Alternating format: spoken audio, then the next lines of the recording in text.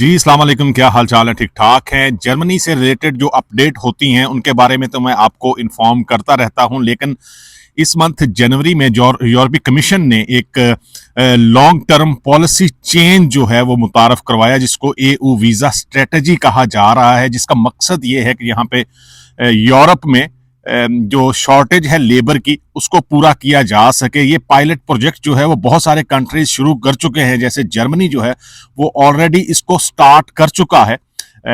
इसका मकसद ये है कि तेज प्रोसेस हो, शफाफ प्रोसेस हो और डिजिटल हो सारी चीजें, और जो एप्लीकेंट हैं इसको एप्लीकेंट फ्रेंडली जो है वो ऐप कहा जा रहा है। जो जर्मनी जो है वो इसको ऑलरेडी शुरू कर चुका है, और जर्मनी में चूंकि सबसे ज्यादा लेबर शॉर्टेज है, इसलिए ये सिस्टम जो है या ये चीजें जो है वो डिजिटलाइजेशन जो है वो ऑलरेडी जर्मनी स्टार्ट कर चुका है। ये हमारी आज की वीडियो का टॉपिक है, ताकि आपको पता चल सके कि कौन कौन सी चेंजिंग जो है वो यूरोपीय यूनियन में या जर्मनी में हो रही है। लेकिन वीडियो में आगे बढ़ने से पहले आप लोगों से रिक्वेस्ट है कि अगर आपने अभी तक इस चैनल को सब्सक्राइब नहीं किया तो प्लीज जरूर सब्सक्राइब करें। यूरोपीय यूनियन ने ये स्ट्रेटजी जो है वो क्यों मुतारफ करवाई है, ये बहुत बड़ा क्वेश्चन है। ये एक लॉन्ग टर्म पॉलिसी चेंज है, जिसमें जो डिफरेंट कंट्रीज हैं यूरोप में, उनमें जो लेबर शॉर्टेज है उसके बारे में जो है वो बताया गया है, और ये कोशिश की गई है कि 2035 तक यूरोप में जो वर्कर्स की कमी है उसको जो है वो पूरा किया जा सके।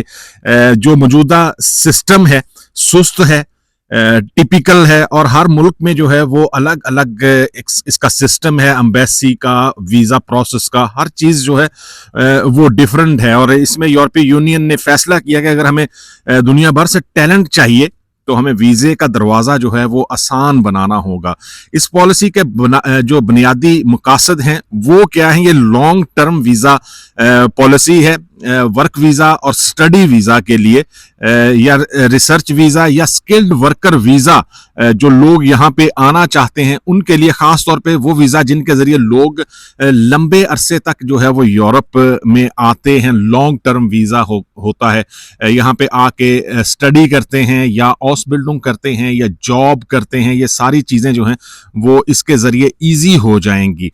जो मुकम्मल डिजिटल वीजा सिस्टम है, इसका हदफ है जी visa apply, documents upload, appointment tracking और डिसीजन सब कुछ ऑनलाइन होगा। एम्बेसी के चक्कर जो है वो कम होंगे, और एजेंट्स पर जो है वो आप कम इंसार करना पड़ेगा। आप डायरेक्ट से जो है वो सारी चीजें कर सकते हैं। जर्मनी इस सिलसिले में पहले ही जो है वो ऐप बना चुका है, और इसका सिस्टम जो है वो एम्बेसीज में ऑलरेडी डिजिटल हो चुका है। और सबसे ज्यादा फायदा भी एक्चुअली जर्मनी को होगा, क्योंकि यहाँ पे जर्मनी में बहुत ज्यादा शॉर्टेज है वर्कर्स की, और ये आने वाले सालों में और ज्यादा जो है वो होगी।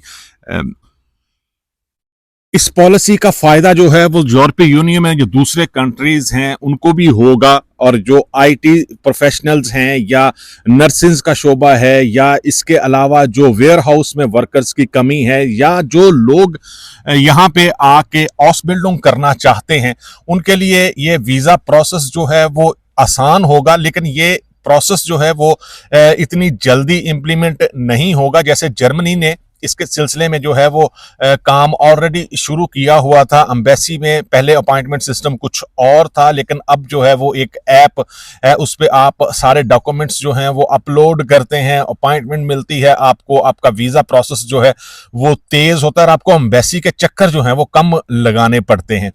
बहुत सारे ऐसे शोबे हैं यहाँ पे पूरे यूरोप में, लेकिन स्पेशली जो है वो जर्मनी चूंकि स्किल्ड वर्कर्स के लिए फेमस है, यहाँ पे स्किल्ड वर्कर जो है वो बहुत ज्यादा चाहिए, या लोग स्पेशली जो है वो जर्मनी को प्रेफरेंस देते हैं कि यहाँ पे आके जो है वो पढ़ना चाहिए, हाउस बिल्डिंग करनी चाहिए, जॉब करनी चाहिए, क्योंकि इकोनॉमी वाइज जो है वो जर्मनी यूरोप की जो है वो सबसे बड़ी इकोनॉमिक पावर है, और यहाँ पे सैलरीज के हिसाब से या वर्क लाइफ बैलेंस के हिसाब से एक बेटर कंट्री जो है वो जर्मनी कंसीडर होता है। इसका फ़ायदा जो है वो सबसे ज़्यादा जर्मनी को होगा कि जो लोग यहाँ पे आना चाहते हैं और अप्लाई करना चाहते हैं, कंपनीज़ में डायरेक्ट जॉब करना चाहते हैं as a skilled worker, IT professional, nursing के शोबे में जो है वो जाना चाहते हैं। इसके अलावा मैकाट्रॉनिक्स में जो है वो जाना चाहते हैं। आपको पता है कि ये इलेक्ट्रिक व्हीकल जो हैं वो यहाँ पे बहुत ज़्यादा उनकी मांग है, बढ़ रहा है आहिस्ता-आहिस्ता ये शोबा जो है। और बहुत सारी जो कंपनीज़ हैं, मर्सिडीज़ हो गया, बीएमडब्ल्यू, वोक्सवैगन, ये सारी कंपनीज़ जो हैं वो अलहदा से अपने यूनिट्स लगा रही हैं कि ज़्यादा से ज़्यादा जो है वो ये ई व्हीकल जो है वो बनाए जा सकें। और जो इस वक्त कंपटीशन है मार्केट में, जो चाइनीज़ गाड़ियाँ जो हैं वो आ रही हैं बहुत ज़्यादा, उसका मुकाबला किया जाए। ये बहुत ज़रूरी है। अगर आप चेंजिंग को एक्सेप्ट नहीं करते किसी भी दुनिया में, किसी भी कंपनी में, तो आप पीछे रह जाते हैं। जैसे इसकी मिसाल जो है अगर मैं दूं तो नोकिया किसी दौर में जो है वो सबसे बड़ा मोबाइल प्रोड्यूसर था, लेकिन बाद में जो है वो आईफोन या सैमसंग या इस तरह की बहुत सारी कंपनीज आ गई, क्योंकि जो नोकिया था उसने चेंजिंग को एक्सेप्ट नहीं किया और सही वक्त पे सही फैसले नहीं किए। यही जो है वो यूरोपीय यूनियन ने किया है जनवरी में कि जी ये जो वीज़ा स्ट्रेटजी है उसको एक लॉन्ग टर्म पॉलिसी के तौर पे जो है वो ले रहे हैं। ये सिर्फ एक कानून नहीं है, ये इसको लॉन्ग टर्म लेके चलेंगे ताकि सारे जो यूरोपीय यूनियन के कंट्रीज हैं उनमें वीज़ा प्रोसेस जो है वो सेम हो और लोग जो है वो जल्दी से जल्दी आएं। अब इसमें जो है ये टारगेट रखा गया है कि 30 डेज में जो है वो स्टडी वीज़ा के लिए या जो स्किल्ड वर्कर वीज़ा होता है उसके लिए एम्बेसी हर सूरत में फैसला करेगी कि बंदे को जो है वो वीज़ा मिलना है या वीज़ा नहीं मिलना। इसको आप ऑनलाइन जो है वो चेक कर सकते हैं ऐप पे।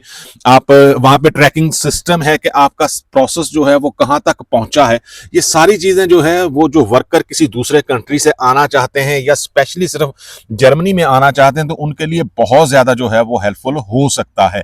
ये पॉलिसी अगर इसी तरह वर्क करेगी तो यहाँ पे जर्मनी में आके आप काम कर सकते हैं, स्टडी कर सकते हैं, आप हाउस बिल्डिंग कर सकते हैं, आप किसी भी जो है वो शोबे में यहाँ पे जो है वो आके काम कर सकते हैं। अब ये क्वेश्चन यहाँ पे होता है कि आप ये चेंजिंग या एयू वीजा स्ट्रेटजी जो पॉलिसी चेंज हो रही है उसका फायदा आप कैसे उठा सकते हैं। आपको कोशिश करनी चाहिए कि अपनी स्किल्स जो हैं वो डेवलप करें। अगर आपने अभी तक आपके पास कोई डिप्लोमा नहीं है, आपने कोई काम स्टार्ट नहीं किया, आप एक एजुकेशनल जो है वो वे पे आगे बढ़ रहे हैं, तो आपको कोशिश करनी चाहिए। लैंग्वेज जो है वो बहुत ज़रूरी है यहाँ पे जर्मनी में सेटल होने के लिए। आपको स्किल बढ़ानी चाहिए, अपनी लैंग्वेज स्किल्स जो हैं वो उसको बेटर करना चाहिए। लैंग्वेज कोर्सेज करें, ये आपके लिए बेटर है। इसी तरह जो है वो आप इस पॉलिसी से या इस स्ट्रेटजी से जो है वो फ़ायदा उठा सकते हैं। अगर आपके पास लैंग्वेज नहीं है, आपके पास कोई स्किल नहीं है, तो विदाउट स्किल जॉब्स मिल जाएंगी आपको जर्मनी में, लेकिन उसमें चांसेस कम होते हैं क्योंकि सिर्फ जो है वो इंडियन या पाकिस्तानी या बांग्लादेश से लोग जो हैं वो नॉन स्किल्ड वर्कर नहीं होते और बहुत सारी कंट्री से भी जो है वो आना चाहते हैं। जैसे बाल्कन कंट्री है यूरोप की, उनको वीज़ा का कोई प्रॉब्लम नहीं होता।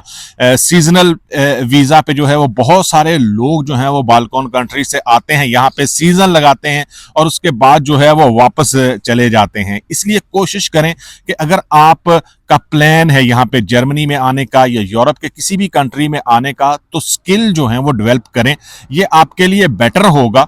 आप एज अ स्किल्ड वर्कर यहाँ पे अप्लाई करेंगे, आपको रिप्लाई मिलेगा यहाँ पे, आप यहाँ पे आके जॉब स्टार्ट करेंगे तो आपको सैलरी जो है वो ज़्यादा मिलेगी, आपको एक अच्छी वर्किंग कंडीशन और एक अच्छा लाइफस्टाइल जो है वो यहाँ पे मिल सकता है। ये आपके लिए हेल्पफुल हो सकता है इन फ्यूचर।